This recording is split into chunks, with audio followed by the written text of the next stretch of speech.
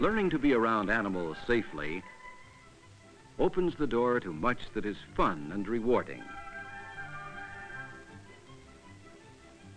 If we understand an animal, we aren't afraid of it. Knowledge and skill are the keys to safety around animals. To get a close look at a wild bird or animal is a rare experience.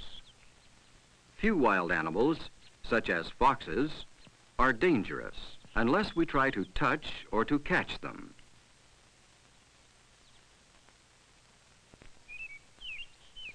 Only occasional wild animals will try to hurt anyone if not cornered.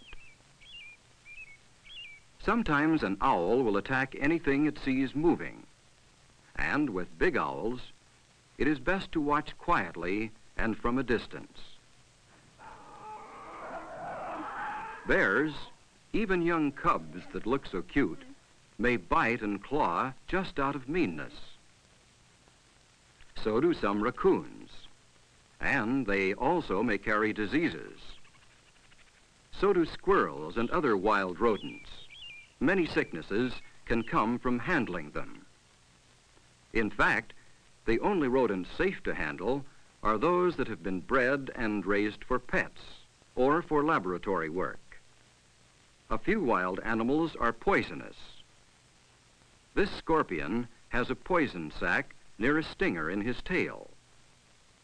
This is a very close view of a poisonous spider, the black widow, with the characteristic marking on the underside of the body. This snake is poisonous. 4 types of poisonous snakes are found in North America. And this is a poisonous lizard, a Gila monster. Yet, if you know them, most kinds of wild lizards are safe to handle and make into pets. Experts say reptiles are the only wild animals you can take young and raise and keep safely. Reptiles are not often disease carriers, and they don't turn mean suddenly when they mature, as most wild mammals do. Some snakes are safe to handle and make into pets, if you know how to approach them, how to pick them up, and how to hold them. With these few exceptions, wild animals are best enjoyed by watching, not handling. Just as with wild animals, when around strange domestic animals, it is wise to watch from a safe distance.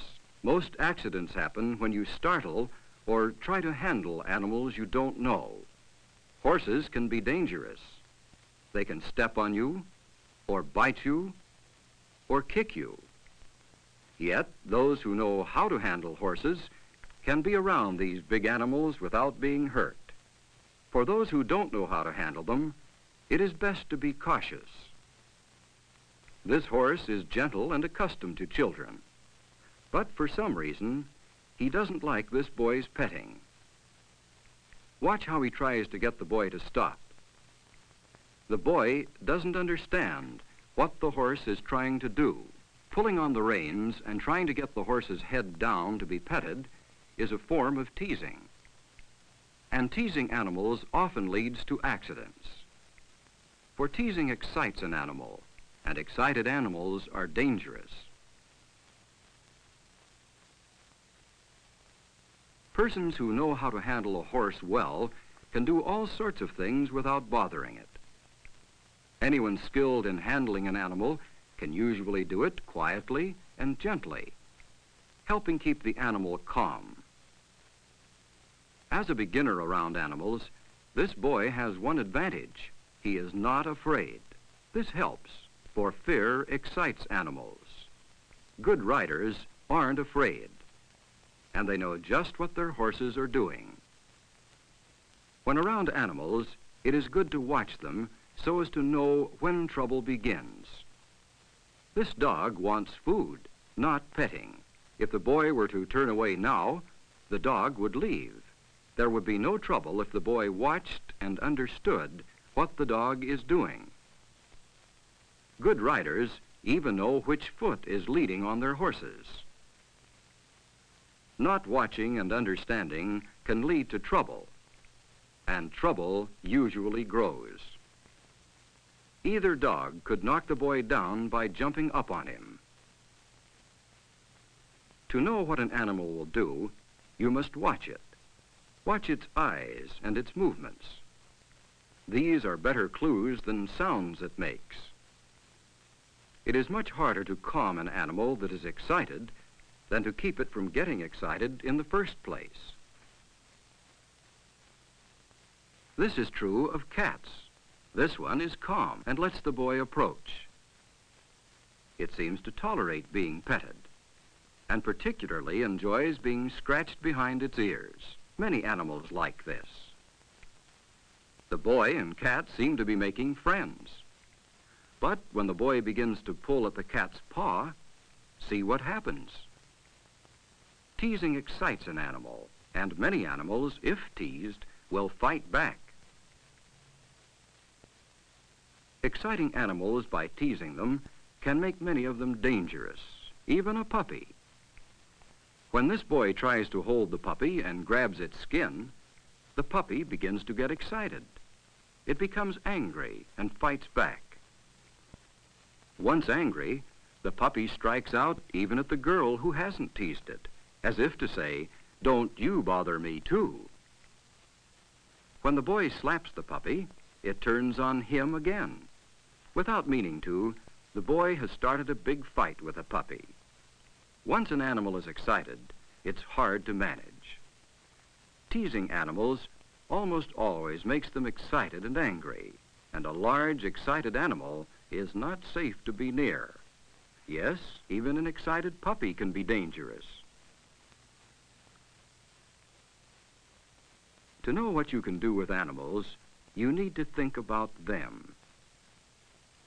You need to watch them and understand why they do what they do. This pony and her colt are very active. Why? The pony is nervous, trying to protect her colt. Most animal mothers are easily excited. To try to get close to her, you must be very quiet. Make no sudden movements. And try to get the pony to understand you won't harm her or her baby. Slowly, as she becomes less and less afraid, she lets the boy come very close. This is a good beginning in learning to handle animals. Handling strange dogs is much the same. Don't approach the dog. Wait. Soon, if the dog comes near, he will feel at ease with you and let you pet him. Let animals make friends with you is a good rule. Parrots and similar birds are beautiful, and they can be taught many things. But their beaks are too strong, their claws too powerful, and their moods too unpredictable to be handled by children. Their owners can usually tell the mood the bird is in and know what can be done safely. But for most of us, birds, such as parrots, should be enjoyed much as wild animals are, by watching them rather than handling them. To handle animals that have been trained, most of us must be taught. This pony can be ridden, but the boy doesn't know the commands nor the pony's habits, and the pony doesn't want to let him get in the saddle. Unless you know what the animal expects, few trained animals will work for you at all. This boy is even going to try to get on from the wrong side. And this will make many ponies and horses buck. To learn even simple things about working a trained animal, most persons must be taught. You must learn what each horse is accustomed to, how it likes to be held and touched. Gradually, as the horse comes to know you, how your hands feel, how you move, it feels at ease with you around. It may even let you touch its legs or feet without being bothered. And as a horse comes to like a person, even a young child can be taught to ride. The horse will follow the commands of the boy because the boy has been taught how to use the reins. He is also learning to ride safely, being taught to sit in the saddle and hold with his knees and to keep alert and watch where the horse is going so as not to be hit by branches. Most of this the boy has to be taught. As he learns it, he is finding some of the fun of being able to handle a big animal safely and well. As you come to know wild animals by sight, and know beyond question whether a snake is poisonous or not, and are sure how to handle the few wild animals it is safe to handle, and feel content to enjoy the others by watching them, if only in a zoo, if you know which domestic animals you should not try to handle, and as you learn to let strange animals make friends with you,